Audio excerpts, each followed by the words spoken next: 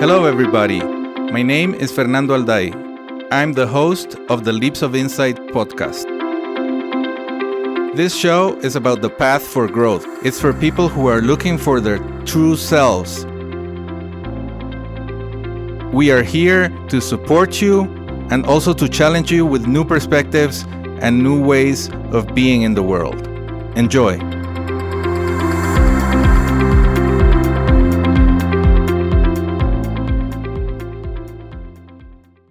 Welcome, everybody, to episode number 2 of the Leaps of Insight podcast. Today, we have the honor and the great fortune to have with us Melanie Schwank. Welcome, Melanie. Hi, thank you. Nice to see you again today. Very excited to be here. All right, let's start. What's your reason for waking up in the morning? What do you do for a living? Okay, waking up in the morning. I'm an early bird, I think, and I love mornings. I love to see the sunrise and to take some time for myself, just meditating. So I think that's a big calling in the morning. And I'm a psychologist, a yoga teacher, creative arts lover. So I try to blend everything together and make it part of my life and my work. Wow. And as you wake up, the first thing you do is meditate? No, the first thing I do, they're called kriyas, and it's cleansing. So I wash my face, I do the tongue scraping, and then I drink water with lemon or with apple cider vinegar, and then I meditate. Yeah, I love it. I love to hear the details about your morning routine. Yeah. Kriyas, that's Sanskrit, right? Yes. Yes, and as a yoga teacher, you know your Sanskrit words and things like that from teaching, or is that something you have picked up? No, when you start your yoga teacher training, they teach you some of it, and then as you progress, you learn a lot more. And when you get into all of the practices and the philosophy, then you get to learn lots of words. I don't know all of them, but I know not most of them. I know many. Many, yes. There's always a lot to learn yet, right? Yes. Okay. So about meditation, how long have you been doing meditation daily or at least constantly? Yes. I don't know how long. I think I found a new definition of meditation because before I used to think about meditation, you have to sit there and clear your mind of thoughts. And that was very difficult for me because my mind is very active. But I had a really easy time being with myself in silence. So what I've learned is that you can meditate in many different ways. You can meditate, I call it active meditation. So it's doing something or just sitting in silence and watching your breath. So that's what I do in the mornings, watch my breath. But then during the day, I sometimes meditate a lot while I'm doing other things because I'm very crafty and I like to use my hands. So I like to be in silence with my thoughts, maybe some background music and just breathing and creating. And I think that's meditation also.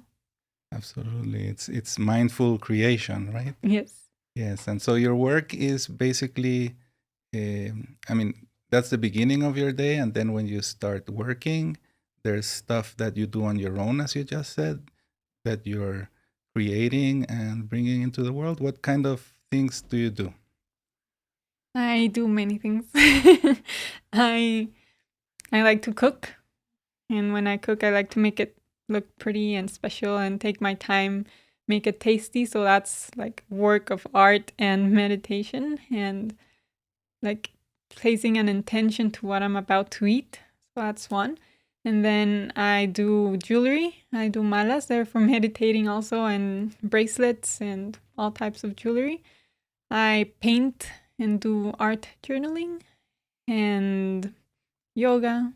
I think it's also a form of meditation and art that I sometimes do. Maybe I'm working and then I have a backache from sitting down so much time. So I just like take a couple of minutes to stretch and make it better. Yes, that kind of things.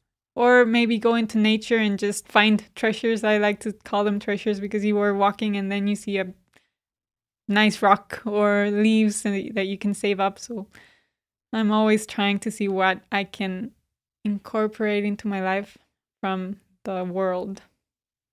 Wow, it seems like your life is very coherent, that there is a string that goes through everything that you do, and it starts with what you do as you wake up.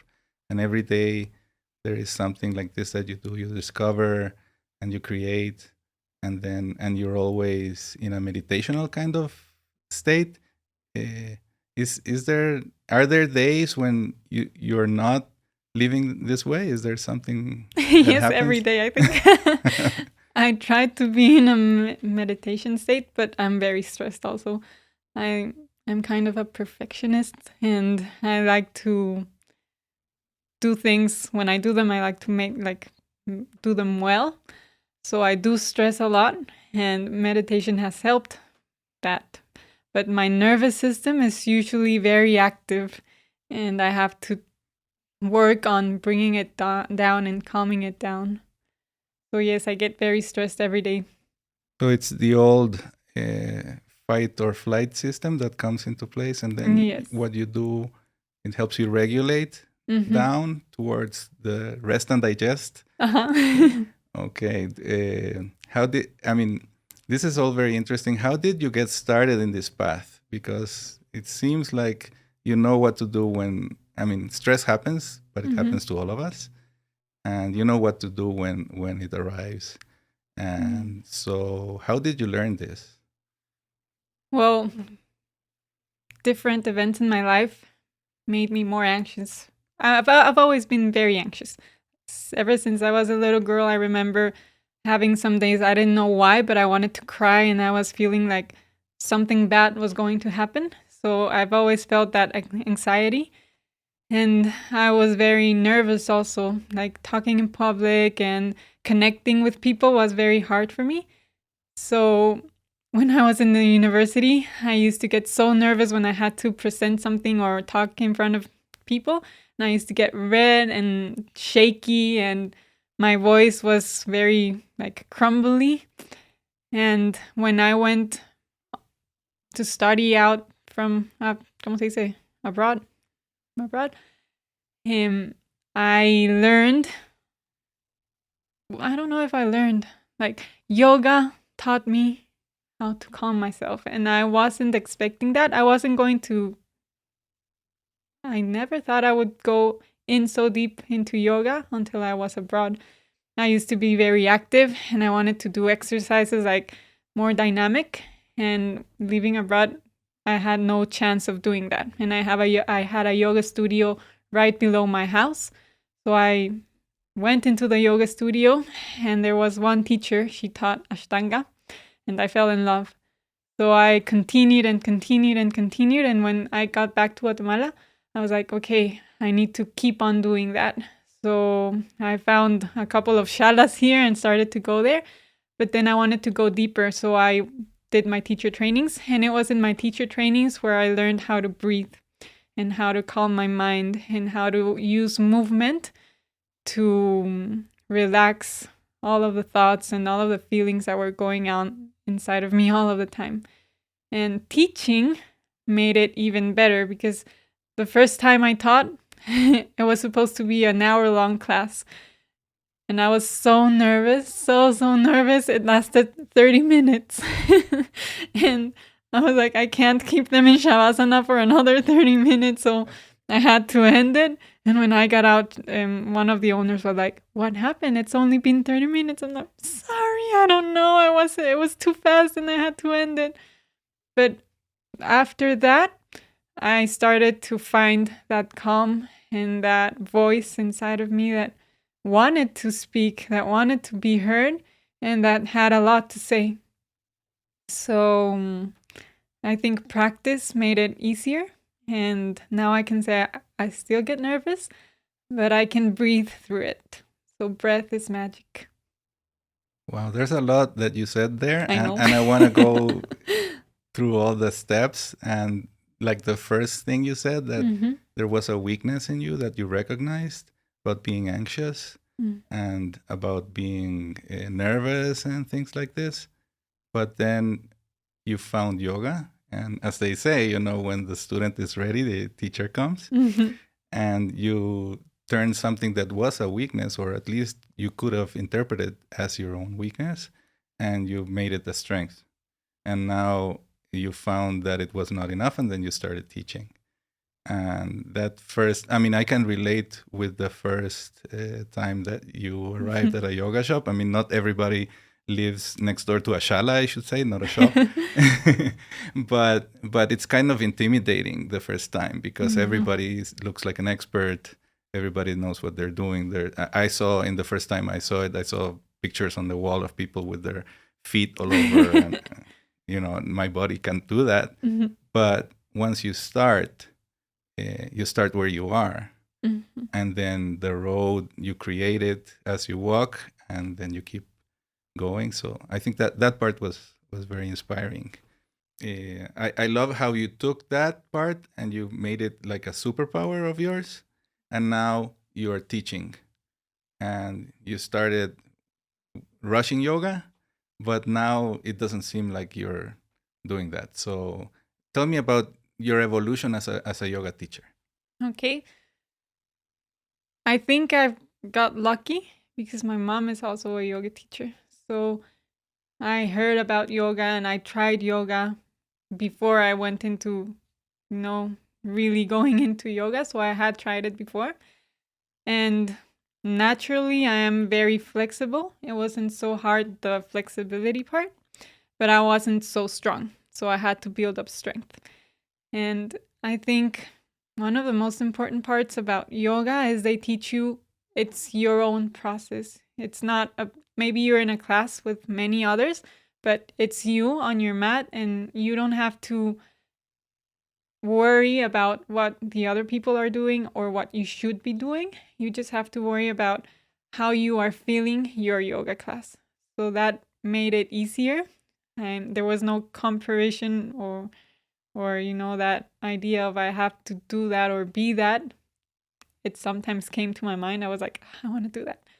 But I learned that it's not about comparing yourself. It's about admiring the person you are wanting to become, or that person you see and you say, I want to do that someday. So when you admire, you start to incorporate the qualities and the values that the other person has, instead of devaluing yourself because you are not that. So when you admire, comparison dissolves. It ceases to exist.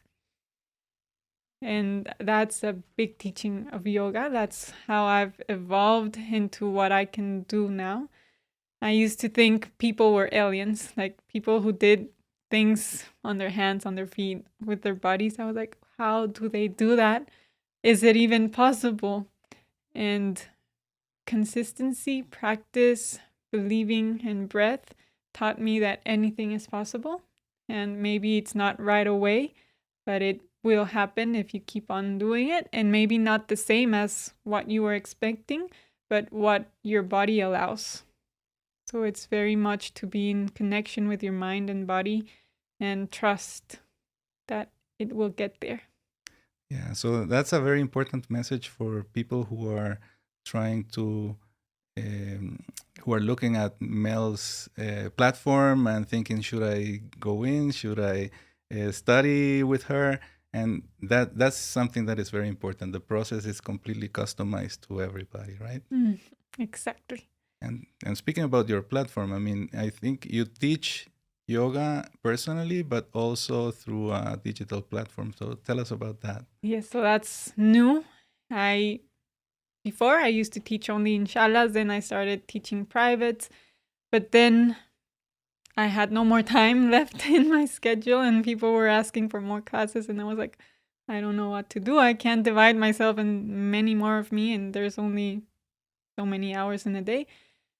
So I think the pandemic helped this become, because during the pandemic, I had to teach through Zoom. and it became a really helpful tool.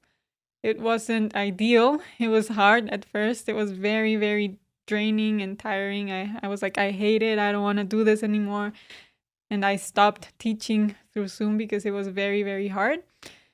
And I don't know what happened. Maybe time again taught me that no, it is a good tool because people from everywhere can be there, and you can reach even more people than what you're reaching right now.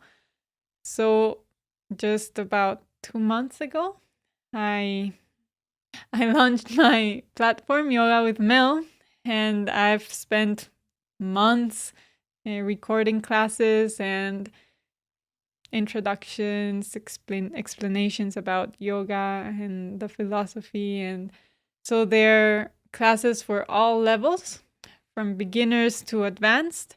And there's different types of yoga. I have vinyasa yoga, yin yoga, restorative yoga, rocket yoga, ashtanga. So there are many different types of classes, and anyone can start it, anyone can try it. And I think it's not only about yoga. I started with the yoga because that was easier. And what I'm trying to do is make a platform or create a platform that incorporates my lifestyle. And it's not only yoga, it's all about creativity and personal growth, breath, yoga and physical, but a way of being. Yes, and that's why you call it Mel's Art of Living. Yeah. That's a very beautiful name, and I Thank you. think it's very strong, and it's something that probably people. There are many people around the world. I was one of them who don't pay enough attention to the art of living. It seems like it's the lost art of living. What do you think about that? I mean, how can what would you say to folks who are getting interested, who are feeling that in their body, that it's a calling towards better living? Yes. So we're focused, or the world is focused on doing, doing, doing, doing, and we forget to live and enjoy. And I just came across this new, it's not new, but now I have a better word for it. It's savoring. And when you get to savor every moment, you really get to live and enjoy, and you're in the now, having pleasure, happiness, sadness, all of the emotions, but you're owning them instead of them owning you, and you just like are looking towards the finish line. No, you're enjoying the moment, and that's part of the art of living, finding the joy in everything, even if it's not what you were expecting. Or even better, no expectations and just go with what comes. Yeah, so that's something that is important for those of us who need a plan, who have become trapped by our thinking into this kind of, we need this and these are necessities, but in reality for living we don't need that. And it seems like this training that you can get from Mel's platform is about dropping expectations, or dropping expectations that don't work for us anymore. What do you think about the experience that people who join the platform go through? What's Okay. their journey? I think many of them are scared, but very curious. And what I like about the way I've connected better to everything I do is exploring. So I don't have like something that this is how it's going to be or this is how it's going to go. It's going to go depending on what you need, how you feel, what you're curious about. So if you're curious, then text me and then we'll see where we go from there. But what is important for me is to wake up that creativity that lives inside everyone, and we forget it most of the times. On doing, we forget that we are creative beings, and creation is what brings passion and meaning to life. So I try to waken that part up. Let's be creative in any way that creativity flows into you. Do you have any stories of people who have gone through that kind of journey, like without naming any Mhm. names, of people who started with the classic "I'm not creative," and now they can self expression and do the work in ways that even surprise themselves? I think everyone, including me. Yes, it's like we see that white canvas that's our life, and we are very scared of spoiling it, so we prefer not to touch it. And the beautiful part of the art of living is that nothing is ruined because everything can be layered into something that will transform into something better. So it's about making a mess, and trying different ways. Usually, what works most is just closing your eyes or using your non dominant hand. If you're making music, it's just like play the instruments. Maybe at first you're just trying to see how they sound, and then how they feel, and then how they make you move. And you get a piece of art that you were not expecting because you are not thinking about what you should be doing, but what you're feeling guides the movement, the thought, the colors, the taste. That's a beautiful thing, to give yourself permission to make a mess. Sometimes those of us with a strong inner critic have a hard time doing that. And also allow your body to take over, over your mind. What you were saying there makes me think about this kind of body first practice. Is that how you see it? Yes. Yes and no. Sometimes it starts with the body and the movement. Sometimes it starts with the mind and we bring it into the body. But as I said, there's not only one right way. There's infinite ways.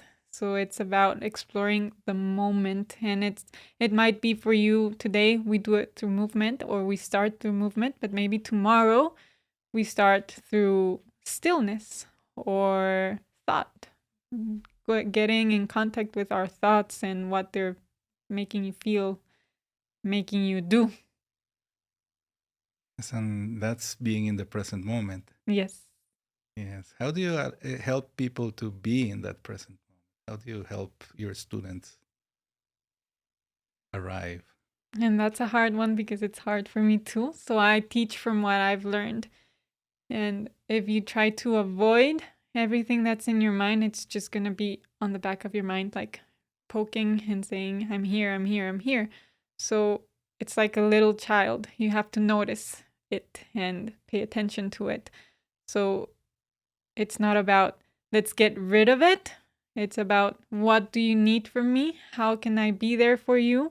And how can I keep or make you calm, bring calmness to you? Because when you calm that down, then it's not going to be there stressing you out or poking you or screaming out, hey, I'm here.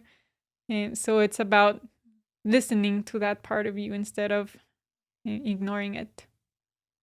And learning to listen to that part of you, it's important because it appears not only when you're doing yoga or art, it appears when you're making important decisions. It appears when you're with people you don't know very well and you want to make a good impression with. So it's important to develop that in you. And like you said, sometimes maybe you need to be focused and be on the now. And there's this poking little child inside of you. So breath, that's my next go-to. It's okay, let's take a deep breath, exhale slowly, and say to that little child that's poking you, I'll be with you right in a minute. Right now I need to be here. So let's breathe together, and then we'll get into what you need to get into. But right now I need to be here. Yes, that's breath work. What kind of breath work do you teach? Pranayama, I have a lot of practice of pranayama from yoga. Wim Hofman has also helped me. And I've been in a couple of breathwork classes. They usually do Wim Hofman. So that those are the ones I use.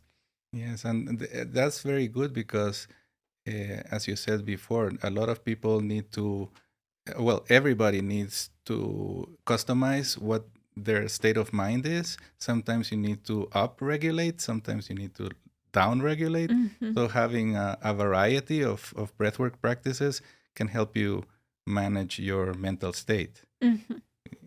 Because when you study flow, you call it the individual zone of optimal functioning. Mm-hmm. And sometimes it needs you to be pushed more. You need a little bit more stress when Mm-hmm. you're too bored, Yeah. or you need a little less stress when you're overwhelmed or burnt out. Mm-hmm.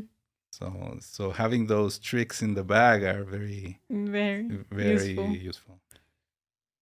Apart from breath work, I'm really intrigued with the kind of therapies that you do, the art therapy, Mm-hmm. like journaling. Your journaling is very artistic. Can you talk to us about that? Yes. I've always been very creative, and actually, art journaling is not something I've been doing always. It's kind of new, and it came like a breakthrough for me. It was amazing when I started practicing it, and I had to make it part of my work also. So it's all about writing and creating with what you write, or maybe just creating and then having some important message come to you from what you created. And it's mixed media usually, so you use very like different types of mediums to create, and you go layering it. It's all about the layers because layers transform. And I usually start by doing a meditation and then connecting with thoughts, feelings, breath. From there, maybe journal a little. And from what you get from the journal, then we extract the important parts and create art from those important parts. It can be abstract or it can be not abstract. It depends on the person that's creating, and it's very intuitive. And again, we're not looking for perfection, and it's not the end product is not our meta, our goal. The goal is to focus on the process because the process is the healing part and the one that will give you the magic to heal, the magic to transform. Yeah, I find it funny that when we switched to Spanish there, you went to meta.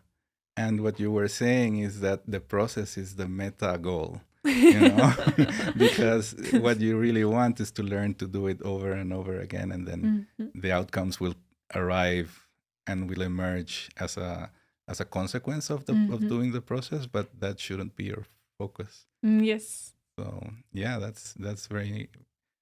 I found it very good when you taught something where there was a spiral and and a cycle. Okay. I don't know if you remember that, but in I'm any not case, sure. I mean, with journaling, something that is very intriguing and interesting for people is that if you don't have like written down your intentions and your purpose in life and your mission, journaling allows you to explore those parts of you. Yes, and we as humans are always worried about what's our purpose, what's our meaning. And part of journaling, or what it has taught me, is that there's not only one meaning or one purpose, and that it will change throughout your life depending on the moment you're in.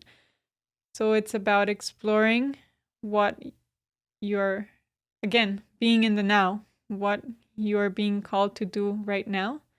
And it doesn't have to be a big, huge thing. We are always thinking or have those expectations that it has to be something really big. It can be very tiny, like a grain of sand makes a big difference. So accepting that, acknowledging it, and falling in love with the process of maybe it's just a grain of sand, but that grain of sand will make a difference. and will bring that meaning and that purpose to my life. Yes, it could be the grain of sand that sustains a lot of people. So you never have to look at it as a small thing. You have to. What were you saying before? You have to admire it. Admire it, accept it, acknowledge it.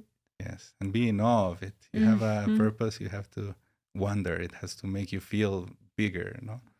Yes, and that's why I think it's also very important for us to make space for self-expression and to make these artistic moves, even if you're not an artist, and most especially if you're not an artist. What do you say to people who have that kind of feeling that there's something inside me, but I don't know how to channel it, how to express it? Let's try and make it happen. And sometimes it's even easier for people that are not artists because they don't have that rigid knowledge about what they should be doing. So it's sometimes more free and more intuitive, and explore it in different ways. Okay, let's try it through writing, let's try it through arts and crafts, let's try it through movement, let's try it through experiences. It doesn't have to be one thing. And maybe this one thing works for me, but it won't work for you. So it's about exploring what works for you. And one of the exercises I usually do is, okay, let's take a look at the four most important areas of your life. That's work, love, play, and health. And let's see how you're doing in each one of them. And usually you find when you finish the exercise, you find what you like to do. Where's the where you're missing balance. And from there, you can explore creative ways to bring it back to balance and to realign with your purpose in that moment. When you talked about balance and alignment with goals, it brought me back to seeing you doing handstands and all these beautiful poses.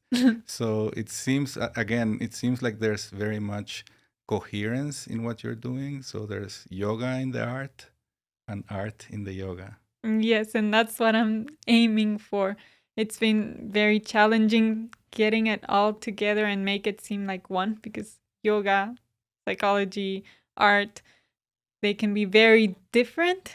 And for me, it's been all of it that made me feel better and made me want to get up in the mornings and do stuff and help people. So I want to make it a whole package to gift to the world, and maybe many other people can find that same safety, grounding, loving energy that I've found in it. And have you received any feedback from somebody who's a student and who has made any of these kinds of realizations and eureka moments? I'm lucky to have many of my students come to me and say that they've fallen in love with the process, that they want to keep on doing it, that it became part of their lifestyle. And I don't like people to depend on me. So I try to teach everything I teach so that anyone can do it anytime, anywhere, with or without me. And I know that many of the students I've had keep on doing it and show me their work and show me how they've advanced and evolved. So I'm very lucky and happy and honored to be able to see all of that. Yeah, it must be very gratifying Yes. and a reason to have a gratitude practice. Mm-hmm. Definitely. What would you say to somebody who doesn't have a gratitude practice, who doesn't know about it? It's the first time they hear the term.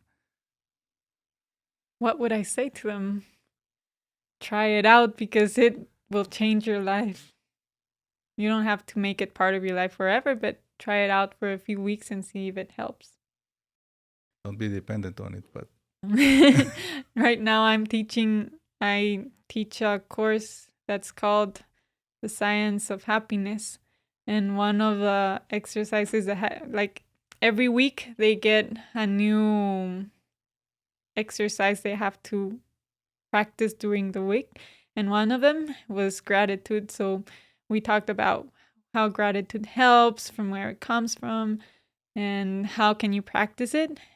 And I think it was one of the practices that gave them more, like a more eye-opening practice.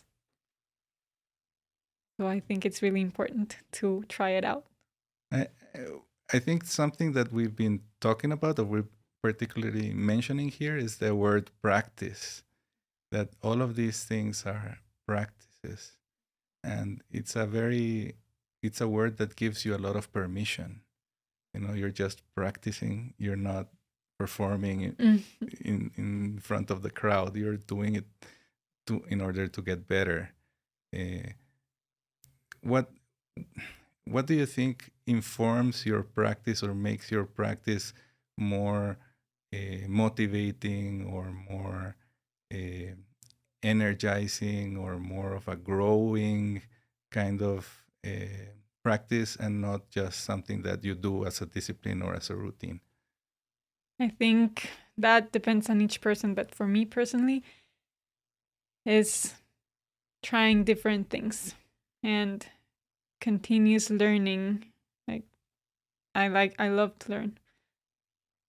Every day I try to learn something new or a different way to do something I already know, and that keeps it interesting and makes me get better at it, because then I find different ways to keep doing what has already made a difference and made me better. So I think that's important point for me. But I know there are people that have to do the same thing every day, and that's what makes the practice for them important. So I think it depends. How do you know after a practice session, or a teaching session, or a recording, or whatever it is that you're doing, that you have learned something? How do you assimilate and internalize those learnings? I've never thought of it. If I can teach it, I know it. Yes, and if you're studying it, then you internalize it some way, or is it just the practice that makes you feel like you're better than you were before, or improving, or even something that's even more difficult, unlearning? You're letting stuff go. Mm-hmm. Have you experienced that? Yes. Letting go is not easy. It's been the hardest thing, actually. And for letting go, time is the secret. It won't happen during the night. So it takes patience and time, and rewiring your brain, creating new networks, new, better networks that allow for that change. And again, it's the repetition of that new habit or new idea that you want to bring into your life. And repetition, again, takes a lot of time and a lot of practice. So it's like a circle. It all comes back into the first, and the first into the last. Time, practice, patience, Mm-hmm. and the dropping expectations. Compassion. Yes, compassion. That's a beautiful word. What do you mean when you say compassion? Compassion is empathy plus action. I can feel I am here, but I'm not staying in that feeling. I'm doing something to make it better. So for me, compassion is okay. It's fine to feel that way. You're allowed to feel that way. We can stay here for the time you need, and I'll stay with you, but we can do something more. We don't have to stay here. So how can we make it better? And that's compassion for me. Yes, and there's a big need in the world for more compassion, Mm-hmm. even in places that it's not expected, Mm-hmm. especially when it's not expected, right? Yes. And as you were saying before, I mean, there was the inner voice Mm-hmm. how to treat it with compassion so that it has a little Mm-hmm. place. Exactly. Yes. How do you work on your self compassion? My self-compassion. I think that wasn't hard for me. I'm very loving. I try to I'm very loving. I'm very strict also, but very forgiving. So forgiveness was key for me.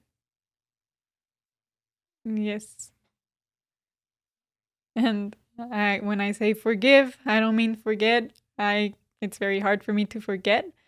And yes, my guards go up, but I forgive and then I work it out. So yes, forgiveness is important. A way to make space for other people. Mm-hmm.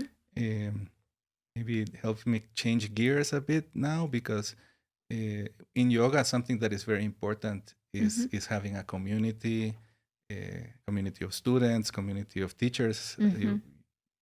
You would experience that, and now with the digital platform, how do you work on that, and how you contrast it with the physical experience of having a community, and also how do you work on having a digital community? Still working on it. It's hard. It's very hard. And I don't like to be on my phone all the time. But having a platform and a community demands that from me. So it's again, I'm trying to figure it out and make time for everything, but also keep that time for me, the time I need for me, so that I can keep sharing it. I don't know how to do it yet, but I'm learning. What are the best parts of the personal community or a real life community that you would love to take to the digital community?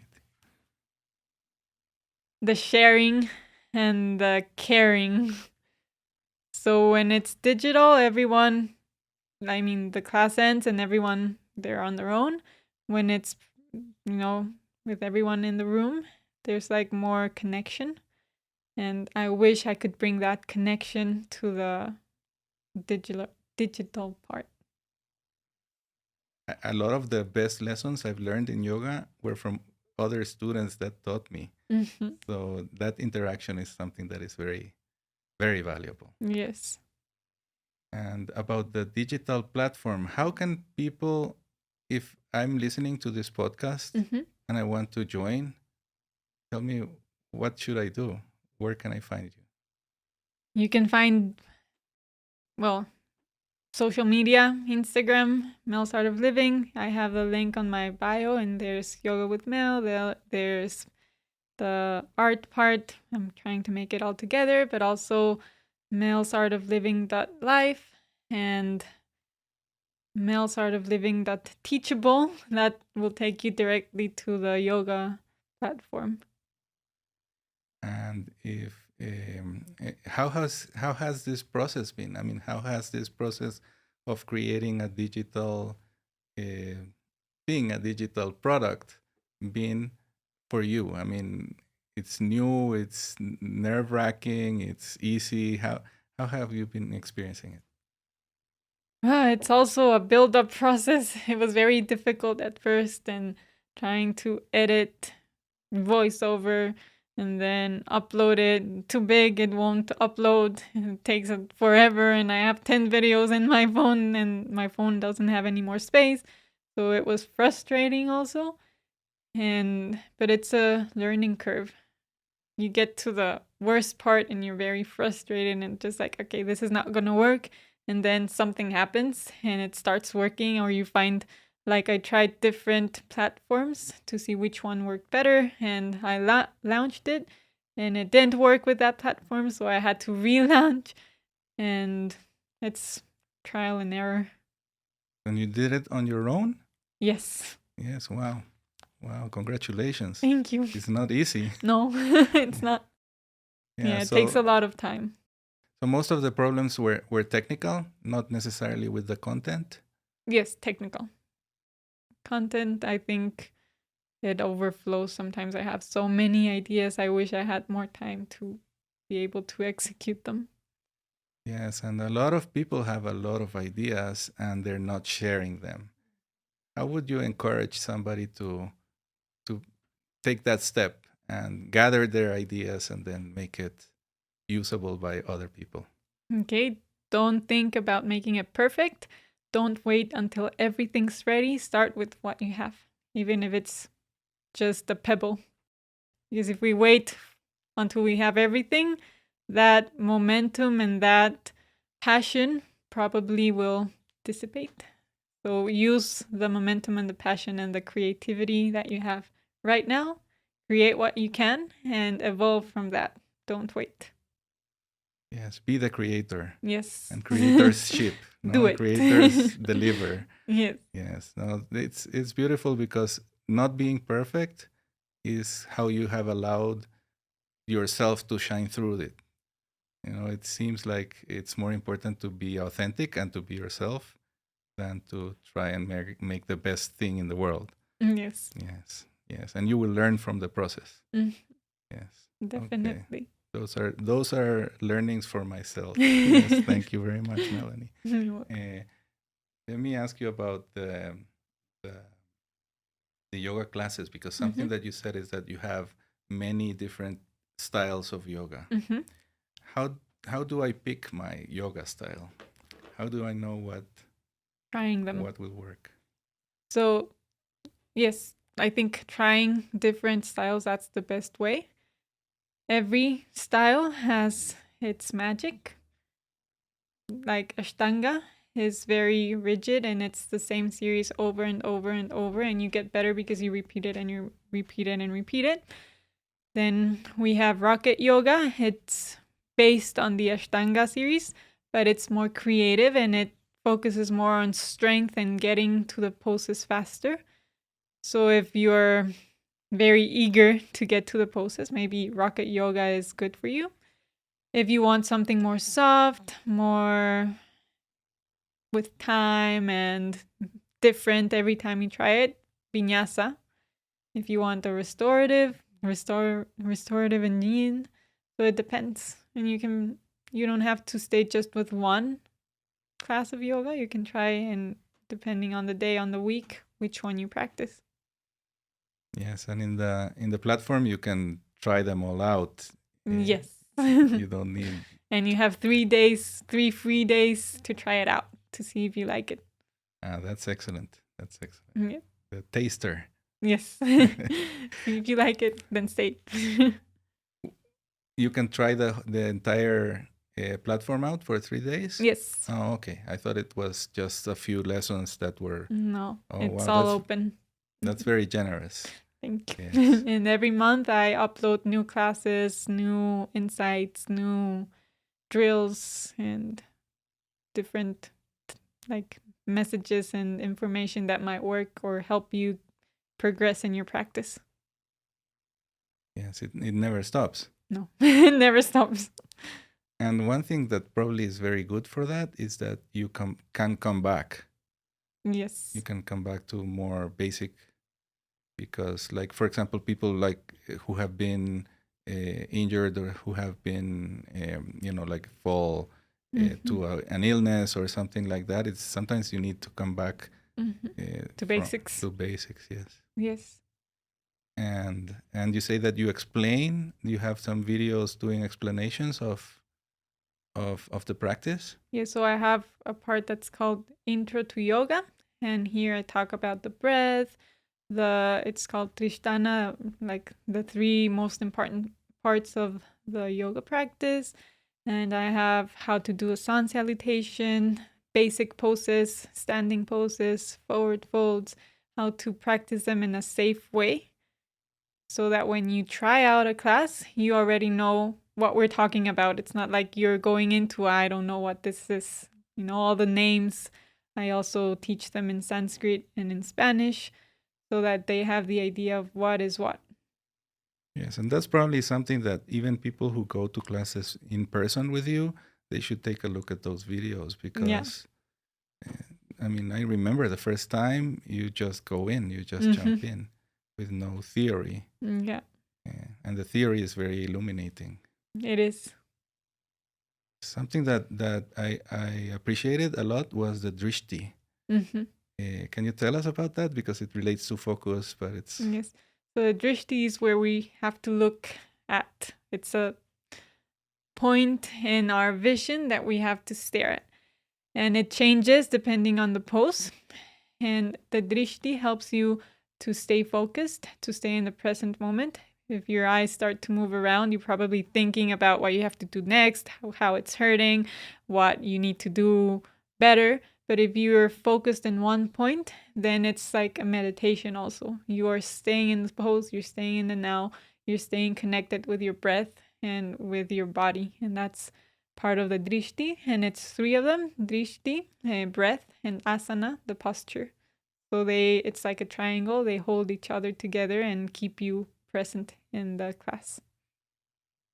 and that's something that you learn as you do, but it's also good to think about in order to keep your mind in the present moment and your thoughts. And I said asana, but it's bandha. Sorry, it's that energetic lock from, you can say, the chakras or the energetic points in your body that will help you hold the posture. Yes, that's the trick behind a lot of the postures that you do, right? Yes. For handstands and for peacock and all these. And the interesting part is you engage them with breath. And that's what I learned. That's like one of the aha moments, connecting the breath to the bandha, and then both of them will bring you to the pose. Because before I was like, okay, jump, breathe, do. But when you learn that the out breath activates Mula Bandha, that's the root or the lowest bandha, then you float easier. You're not so heavy. And that's what you need to use when you're when you're floating up into a handstand. It's the out breath. And they teach you have to do it on an inhale, but you do it on an inhale when you jump. So it's like really gathering and understanding where the breath goes and how it goes. And it's like a puzzle. Yes, the puzzle, but the result is harmony, right? Everything just clicks into place. Yeah, so you have to know and you have to practice and you have to become to get there, right? Yes, it's beautiful because when I see, now that you have told me that, when I see, for example, when I see your social media and I see you doing these poses, I will know that you are exhaling. I'm exhaling, activating, and then you inhale for the impulse. But you have to be light, you have to be compact, you have to be active. Out breath activates your sympathetic nervous system, and that's like adrenaline, right? It holds it all together, it makes you act. And then you inhale, you relax, and you help impulse that last part of it. It's all connected. It's all connected. Yes. Something that I wanted to ask you also about was, let me see, it was about sitting. A lot of us spend a lot of time sitting down, or worse, crunched over our phones, making the C shape with our backs. So there's a bit of an epidemic of people who suffer from back pain or muscle pain or bone pain, whatever you would call it. I'm not a doctor. But how does yoga or even art practice or music therapy help us release ourselves from those bad habits? So different ideas I have in mind. Art and everything that's creative reduces cortisol, and that's the stress hormone. So every time you're doing something creative, you're getting rid of all that cortisol you usually build up in your body, and that will help alleviate inflammation and tension. That's what makes you hurt, right? And then movement. I always say this in my yoga classes, and I think it's one of the most important parts. Your back or your backbone, how do you say, like all your vertebrae, they have this spongy part in between all of them, right? And when you're very young, all the blood vessels and irrigation, it's direct. It goes direct into your back. After 20 years, when you're 20, about 20, around there, it's not direct. It gets nutrients and blood flow through movement. So if you're sitting down all day, there is no movement, there is no irrigation to your back. And simple movements like torsions or side stretches, that will bring nutrients back into your back and make it more flexible and not like sedimentado. So yes. And it doesn't have to take long. It can be 3 minutes of just holding maybe 10 breaths each side and then stretching, holding 10 breaths each side. And that's good. So if you've been sitting down for a long time, move around the chair. Probably the best option is to stand up. And stand up. But if you don't have the time, at least you can do a little. Or sit on the floor or lay on the floor. Yes. That's one of the best parts of working from home, right? You can lay on the floor and nobody notices.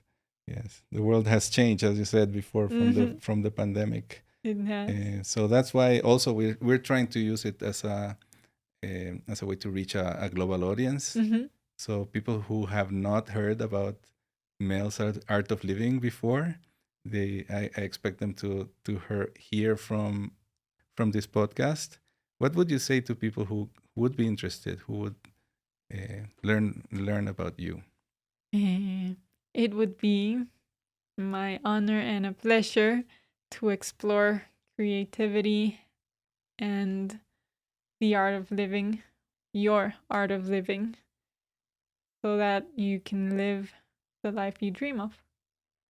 Yes, I would encourage people to actually take that invitation from Mel to join her platform, at least to explore it, because we all need to learn more about the art of living to increase our quotient of aliveness and to see that it's also supported by a lot of science, as she was talking about today. So thank you very much, Melanie. It's an honor to have you in this podcast. I'm really very happy that you accepted my invitation. And it's also very important for us that we are here in the podcast house, who is our biggest sponsor. And I'm really happy with this interview. I hope I learned a lot. I hope you enjoyed it as well. Yes, thank you very much. It was a pleasure. And I am very grateful to be here and to have had that invitation. So thank you very much. Yeah, thank you. Thank you. See you next time. Namaste. Namaste.